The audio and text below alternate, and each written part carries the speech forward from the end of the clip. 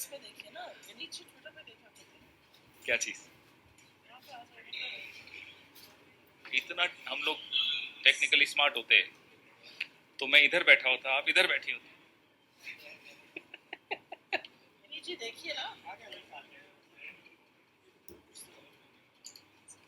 हाँ जी, रेडी? नमस्कार साथियों, आज हम दो मुद्दों पर आपसे चर्चा करेंगे, एक अंतर्राष्ट्रीय और एक राष्ट्रीय महत्व का। मैं चीन पर आपसे चर्चा करूंगा, चाइना पे चर्चा, और मेरी साथी सुप्रिया जी जो कर्नाटक में आप लोग देख रहे हैं उस पर चर्चा करेंगे।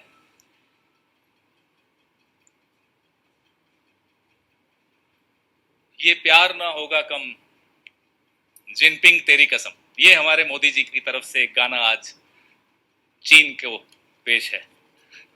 कितने ही कर ले सितम।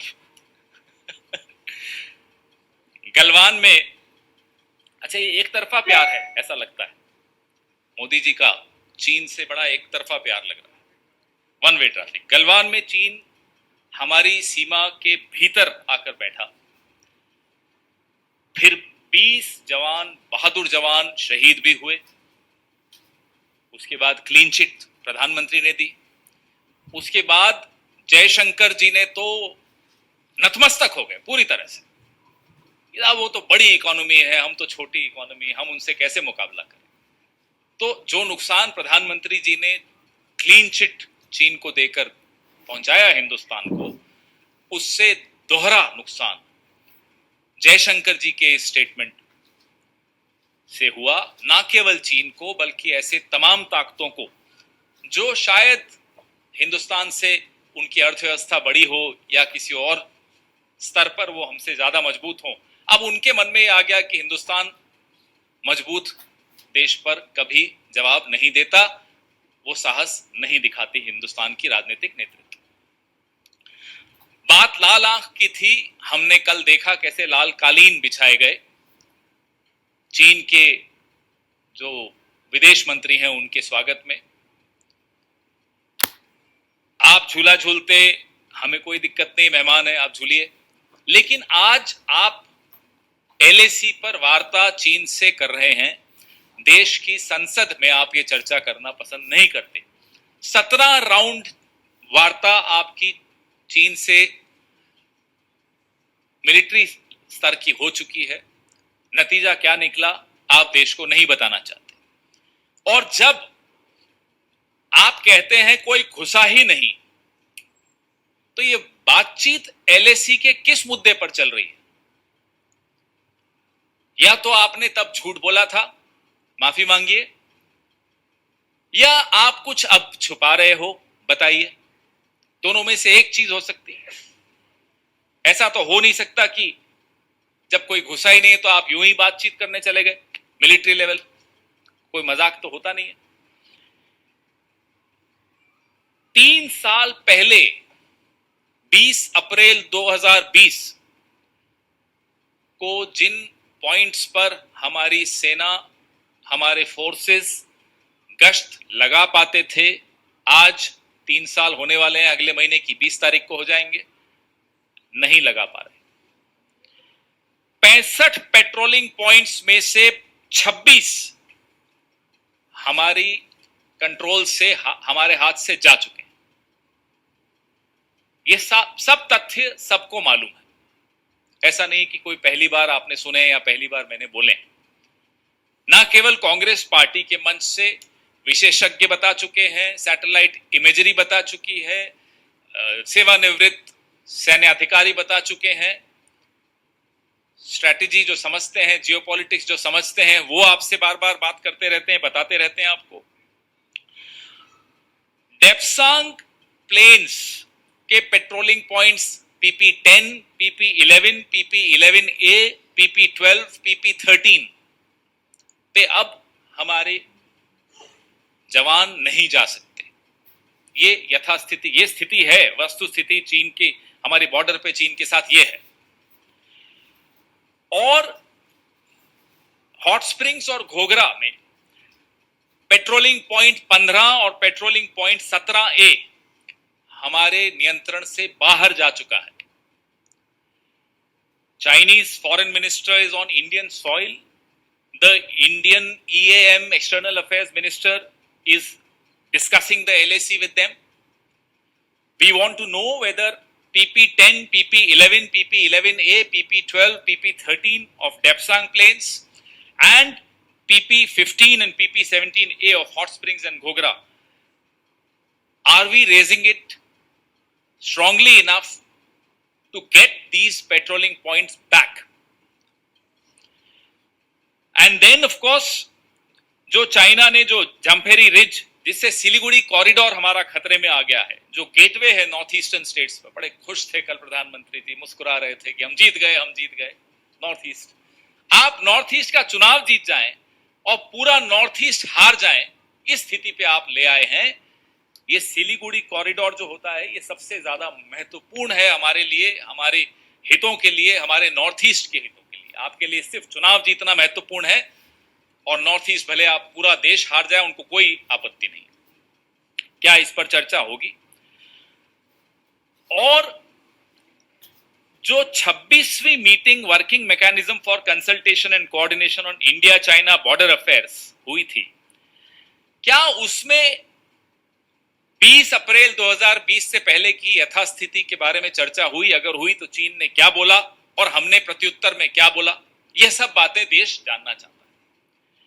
आप लाल कालीन बिछाइए, चलिए वो भी हम बर्दाश्त कर लेंगे। आप लाल आंख नहीं दिखा सकते, हम वो भी बर्दाश्त कर लेंगे। हमें मालूम है कि आप को पसंद है चीन, हमें आपके रिश्ते मालूम है चीन से।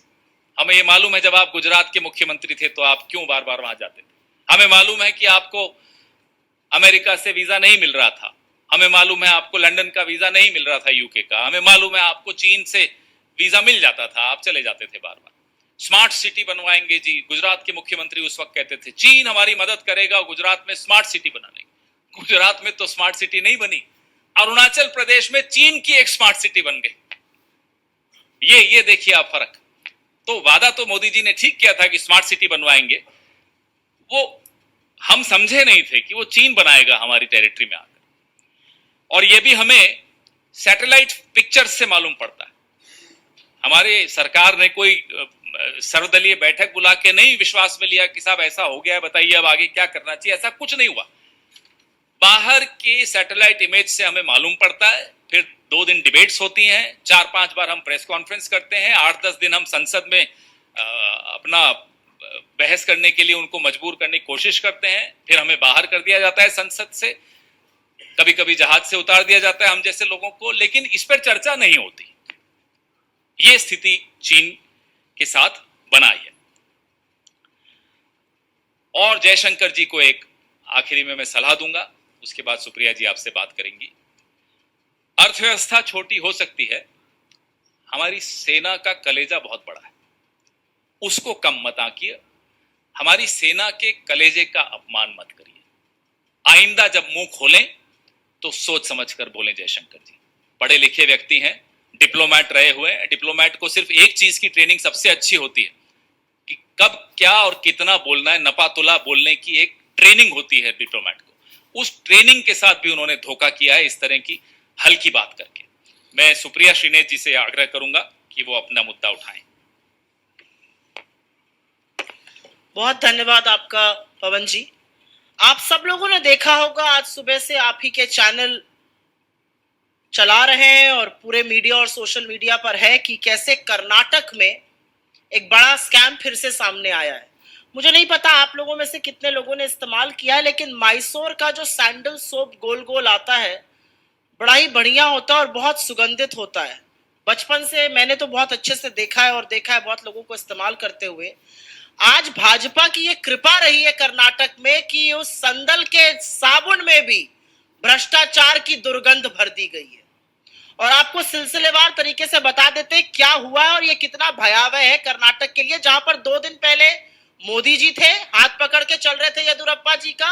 वही येदियुरप्पा जी जिनको करप्शन के चार्जेस पर घर बिठाया गया था, आज हाथ पकड़ के चल रहे हैं। और वही कर्नाटका जहां पर आज गृह मंत्री अमित शाह जी कुछ कांग्रेस के खिलाफ फिर से आग उगलते हुए दिखाई दिए थे।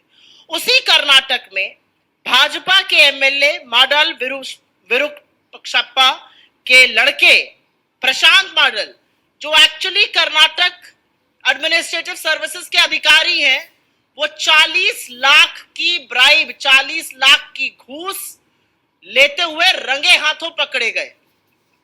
और ये घूस ऐसी वैसी घूस नहीं थी, ये किसी फलाने ने ढिमकाने ने नहीं बताया था। इस घूस के बारे में टिप ऑफ देने वाले भी श्रेयस कश्यप थे, जिनका ये टेंडर था, जो टेंडर के थ्रू आ रहे थे, उनसे 81 लाख की डिमांड करी गई थी। ये शायद पहला इंस्टॉलमेंट आया था 40 लाख का। लेकिन बात 40 लाख पे नहीं टिकती है, क्योंकि पिछले 24 घंटे में एमएलए साहब के लड़के, उनके घर, उनके सहयोगियों के यहां से करीब 7 करोड़ 20 लाख रुपए बरामद किए जा चुके हैं अभी तक। ये छोटी मोटी रकम नहीं है। ये टेंडर को लेकर जो हेरा फेरी होती है, जिसको पेसीएम सरकार कहा जाता है, ये उनकी असलियत है। और इस सरकार की असलियत बताना इसलिए जरूरी है क्योंकि हमने इनको 40% कमीशन वाली सरकार कहा तो इनको बड़ी आपत्ति हुई। लेकिन ये हमारे शब्द नहीं थे, ये कर्नाटक की कॉन्ट्रैक्टर एसोसिएशन, जो रिकॉग्नाइज संस्था है कर्नाटक सरकार की, उन्होंने लिखित में प्रधानमंत्री मोदी को ये लिख कर दिया है कि कर्नाटक के हर कॉन्ट्रैक्ट में 40% कमीशन देना पड़ता है। 2 लोगों ने आत्महत्या तक करी है तंग आकर, और आत्महत्या करने वालों में कांग्रेस के कार्यकर्ता नहीं थे। आपको याद होगा संतोष पाटिल जी का नाम, बड़े कमिटेड भाजपा के कार्यकर्ता थे। उन्होंने कुछ काम किया, उनसे भी 40% कमीशन वसूल किया गया। उन्होंने भी प्रधानमंत्री को चिट्ठी लिखी और अंततोगत्वा उन्होंने खुदकुशी कर ली।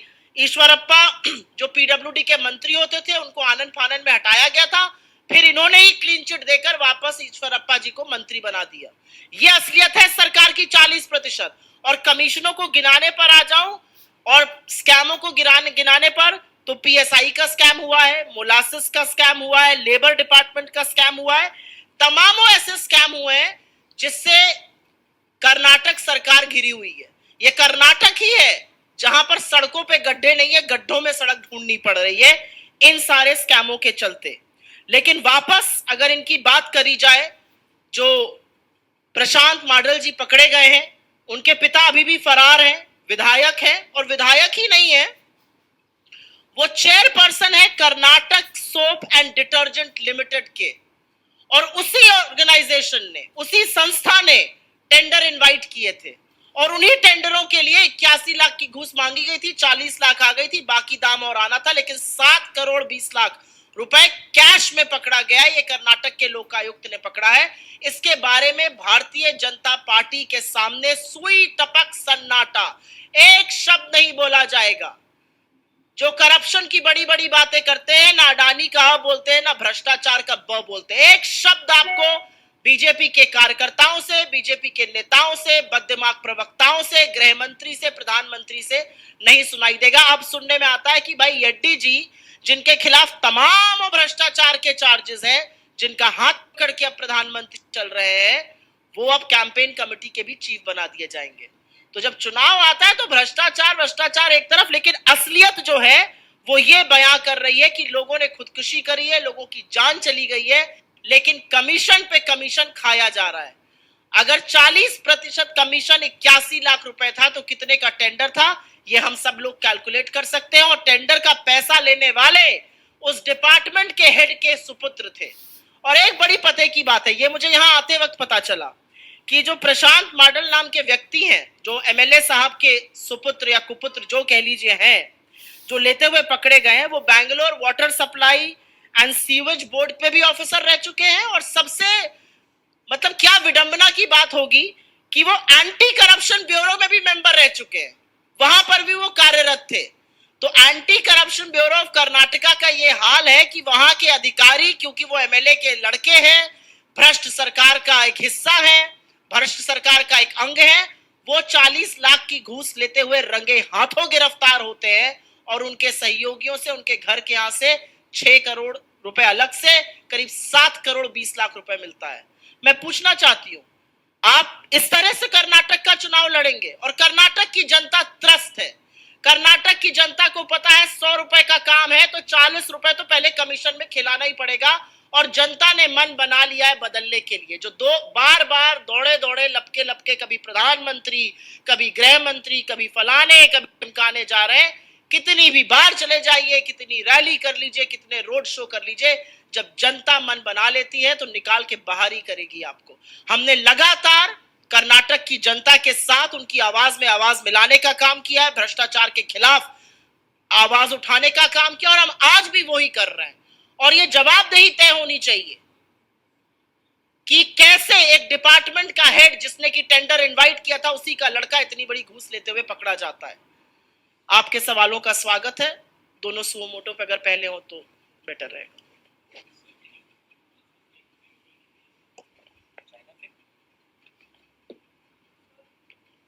I did actually, but I'll still, yeah.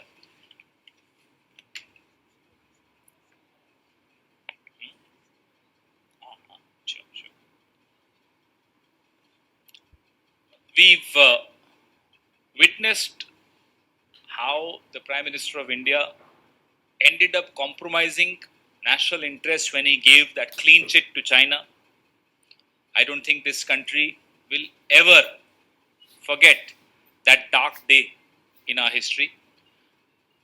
As if that was not enough, Mr. Jaishankar, in a podcast interview, said that China is a bigger economy, and in his words, what am I going to do as a smaller economy? I'm going to pick up a fight with the bigger economy. It is not a question of being reactionary, it's a question of common sense. These were his words, unquote.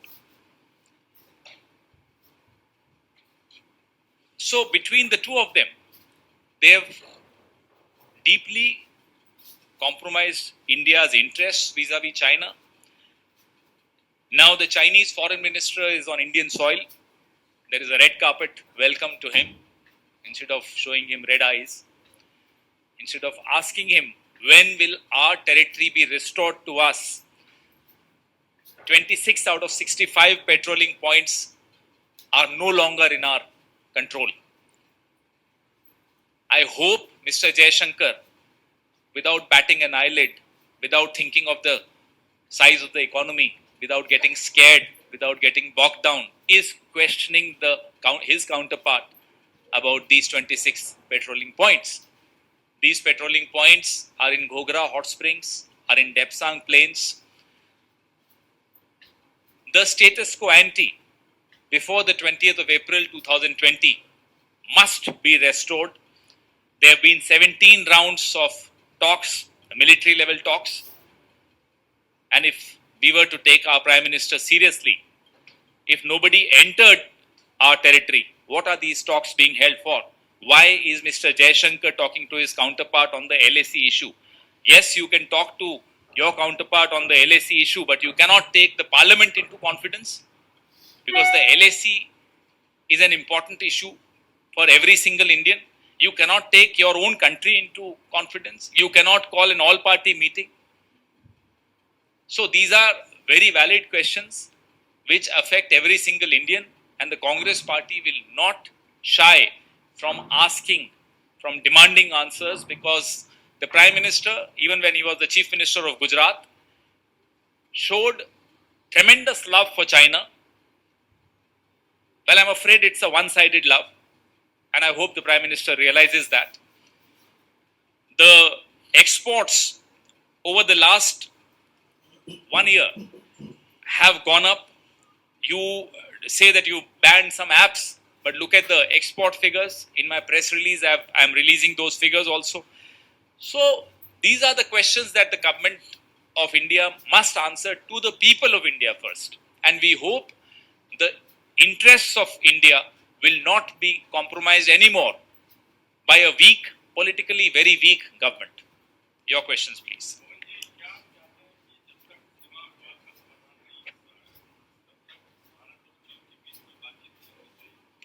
बातचीत आप कीजिए, अपनी शर्तों पर कीजिए।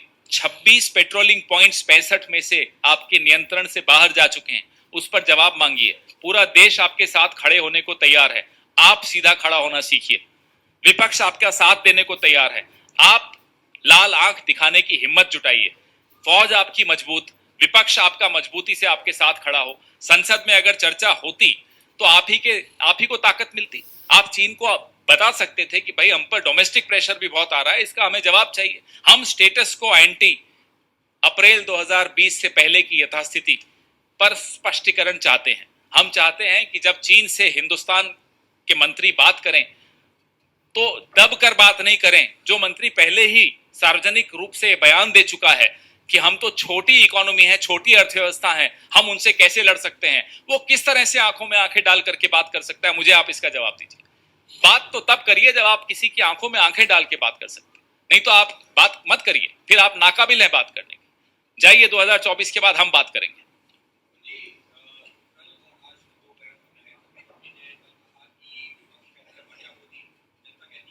कौन बोल रहा है ऐसा? मोदी जी को एक चस्का लग गया है, विक्टिम बन जाएं। कोई कुछ नहीं बोल रहा उनकी तरफ तो विवारे मेरे को गाली दे दी, मुझे गाली। कौन दे रहा है आपको गाली? किसी को कोई रुचि नहीं है आपको गाली देने। हमारे मुद्दों पर जवाब दीजिए आप। हम बेरोजगारी पे आपसे सवाल पूछते हैं, हम चीन पर आपसे सवाल पूछते हैं, हम महंगाई पर आपसे सवाल पूछते हैं। इलेक्शन खत्म होते ही आप रसोई गैस का कीमत बढ़ा देते हैं, हम उस पर सवाल पूछते हैं। उस पर जवाब देने की हिम्मत नहीं है आप में। फिर आके कहते हैं मुझे गाली दे दी। किसी ने आपको गाली नहीं दी, ये हमारी परंपरा नहीं है, हमारे संस्कार नहीं है। आपके क्या संस्कार हैं आप जानिए।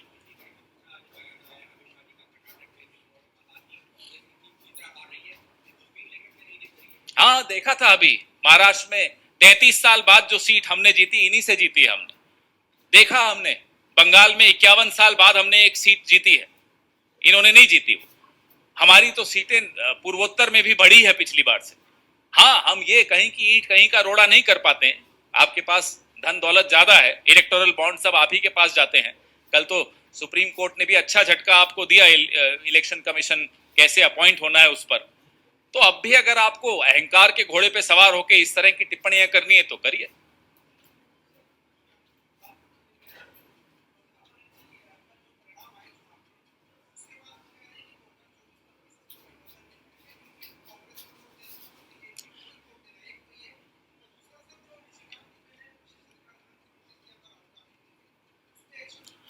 देखिए, ममता जी की पार्टी तो वही चलाएंगी ना, हम तो नहीं चला सकते। जो उनको निर्णय लें।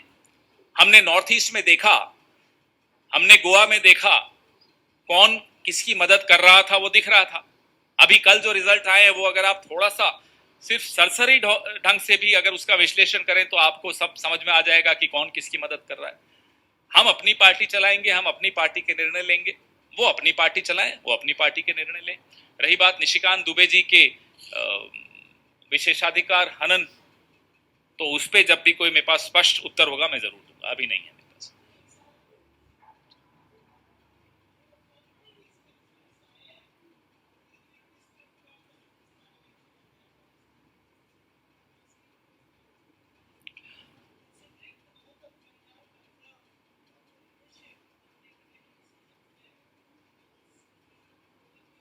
There is no chaos in Rajasthan. Fair enough, I have understood. No, there is no, first of all, there is no chaos in Rajasthan. The chaos is in the minds of people who think there is a chaos. There is definitely no chaos. Our vote share has gone up substantially in the northeastern states, on all the three northeastern states, if you see the results. And I don't see one state affecting the other. We are in a very vibrant, robust democracy, where in 2015, you see what happened in Delhi, Vidhan Sabha election, and you saw what happened in 2014 in the Lok Sabha election on the 7 seats of Delhi. So it's the same city, the same state, two different elections within a span of 1 year will show you a different result. So you cannot say that results of Northeast will have any impact on Rajasthan. Absolutely confident. Thank God 23 नहीं पूछ रहे आप।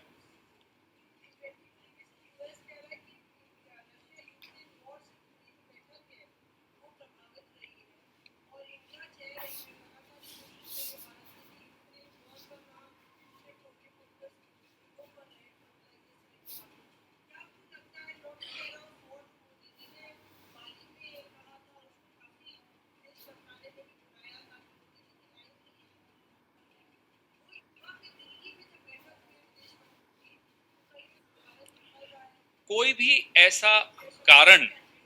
ऐसा कारण हमें नहीं देना चाहिए जिससे कि कोई और देश हम पर हावी होकर हमें सलाह देने लगे।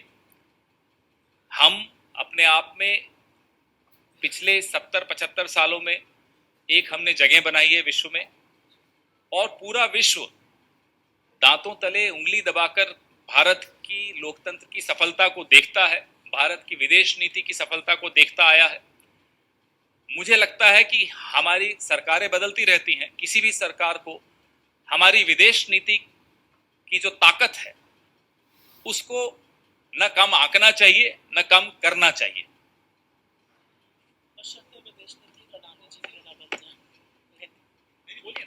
बशर्ते आपने विदेश नीति की बात करी, एक सेकेंड, आपने विदेश नीति की बात करी। विदेश नीति एक कारोबारी को लेकर दुनिया भर में घुमाया जाए हवाई जहाज पर और उनको जगह जगह जाके कॉन्ट्रैक्ट दिलाया जाए, विदेश नीति ये नहीं हो सकती है।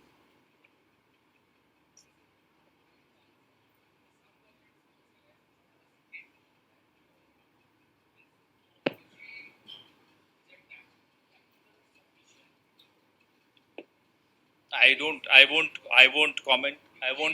I will not make a single comment on a matter which is sub judice. Out of respect for the law and for the Honorable Supreme Court, I will not make a comment.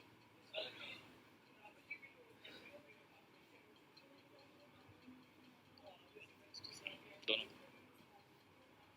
पहले Bharatiya Janata party को हम सलाह देते हैं कि इस तरह की हरकतें बंद कर दें कि जिसका चर्चा करने से भी शर्म आ जाती है, तो ऐसी हरकतें करना ही बंद कर दें तो हम चर्चा करना बंद कर देंगे। आपको इजराइल की मदद लेकर, जो कि आरोप है आप पर, तो यही है ना कि इजराइल की मदद लेकर आपने विपक्ष के नेताओं, खुद अपने ही नेताओं पर जासूसी की उनके फोन्स के माध्यम से। तब नहीं शर्म आती इनको, उस पर चर्चा हो जाए तो शर्म आ जाती है। ये सोचते हैं कि बीबीसी पर रेड मारेंगे तो इंग्लैंड को पता ही नहीं चलेगा जब तक कि हम उसके बारे में चर्चा नहीं करें। देखिए, we are living in a different era. We are not living in the 17th or 18th century where news travels at the speed of a camel cart or at the speed of a pigeon. Now, if I am talking to you right now, anybody sitting in Papua New Guinea can also hear me out. Why don't they understand? Or they may, I'm sure they understand, but they think no one else understands. You go on the foreign soil and make fun of the country that people were ashamed of being born as Indians, तब नहीं आपको शर्म आती।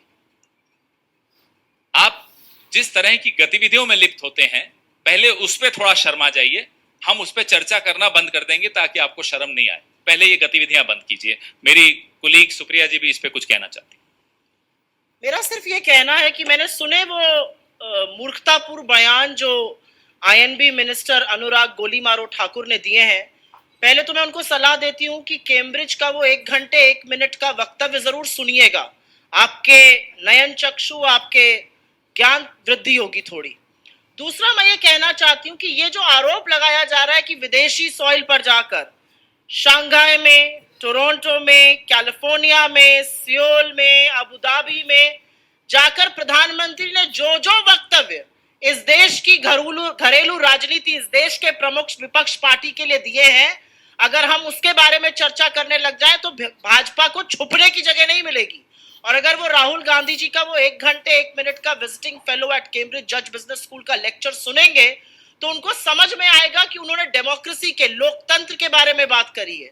उन्होंने आप जैसे newspaper, आप जैसे न्यूज चैनल्स को अपनी स्लाइड पर उनकी हेडलाइन दिखाते हुए कहा है कि कैसे मीडिया, कैसे विपक्ष, कैसे जुडिशरी को इंटिमिडेट किया जाता है।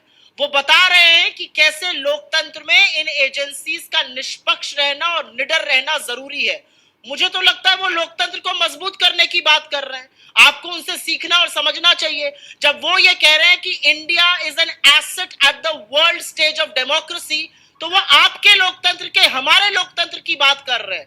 आपको तो इसके बारे में खुश होना चाहिए, बजाय खुश होने के आप इधर उधर की बात करते हैं। वो तो ये कह रहे हैं कि हमारी फॉरेन पॉलिसी जो नाम पर आधारित थी, आज तक चल रही है, वो अच्छी है। वो ये कह रहे हैं कि जो दुनिया 2 सुपर पावर्स अमेरिका और चीन की खींचातानी चल रही है, उसमें भारत एक बहुत बड़ा पावर बन के उभर सकता है और उभरेगा।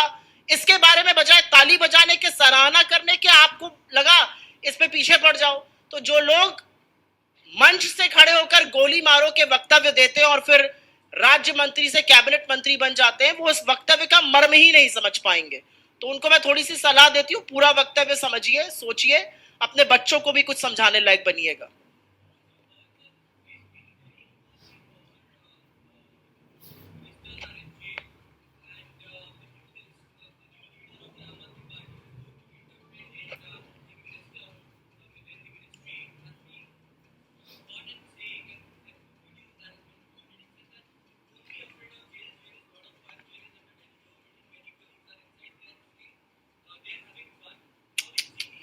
That's a very sad thing. I didn't hear. I just heard it from you. But we've all seen the videos that came out in November and December of Mr. Satyendra Jain. And I've been a part of the Delhi government for 15 years. Jail was under the chief minister then, Mrs. Sheila Dikshit. Never seen this kind of an atmosphere where corruption is so deeply entrenched in the prison administration that they can get away by making such a comment with such brazen confidence. It's shameful.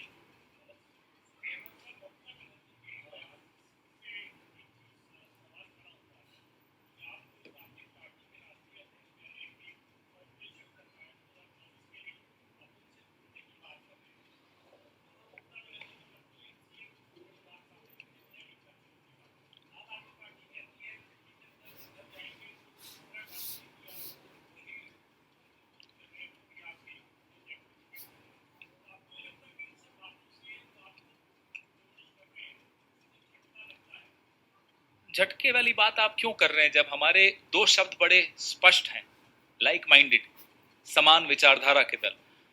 झटका तब लगता है जब समान विचारधारा के दल ऐसी बात करें।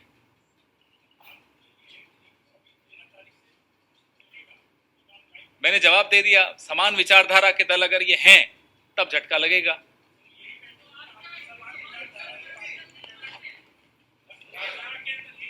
ये वक्त बताएगा, लोग बताएंगे। हम समान विचारधारा के दलों के लिए हमारी खिड़की दरवाजे खुले हैं।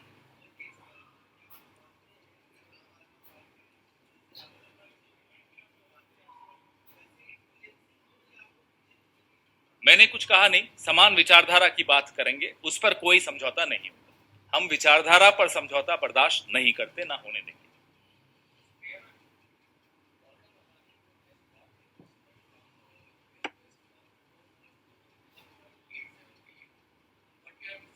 No, I think they've denied this report. You're wrong there. They've denied the report on baseless speculation. ये मार्केट में चल रही थी खबर और कुछ स्टॉक मैनिपुलेशन कल भी हो रहा था, उस ग्रुप ने स्टेटमेंट लगा के डिनाई किया इस रिपोर्ट को।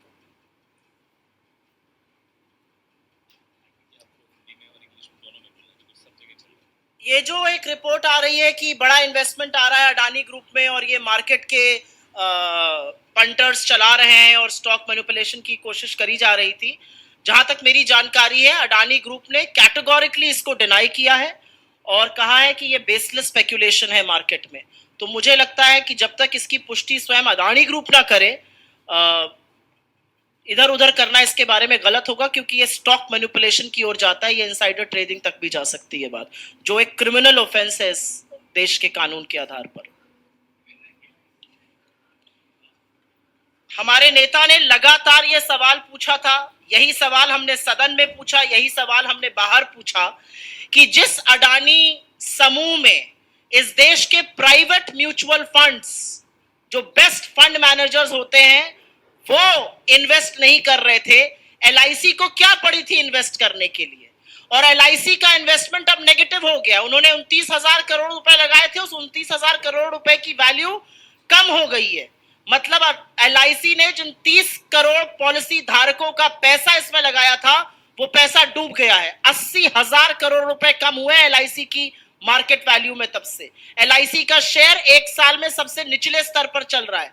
और सबसे बड़ी बात यह है कि एलआईसी ने अडानी समूह के इन शेयरों को खरीदने के लिए और ऊंचे दाम पर खरीदने के लिए भारत के महारत्न और नवरत्न कंपनी जैसे एनटीपीसी और पावर ग्रिड जैसे स्टॉक्स को बेचकर खरीदा गया है। ये सारे सवालों के जवाब एक जेपीसी ही दे पाएगी और इसीलिए हम लगातार जेपीसी की मांग करते हैं कि चाहे एसबीआई हो चाहे एलआईसी हो, इतने बड़े नुकसान के बावजूद एफपीओ में 525 करोड़ रुपए लगाकर क्यों खड़े हुए थे। ये सब अपने आप में गहन सवाल है जिसका जवाब सिर्फ और सिर्फ जेपीसी के माध्यम से आ सकता है। धन्यवाद, थैंक यू।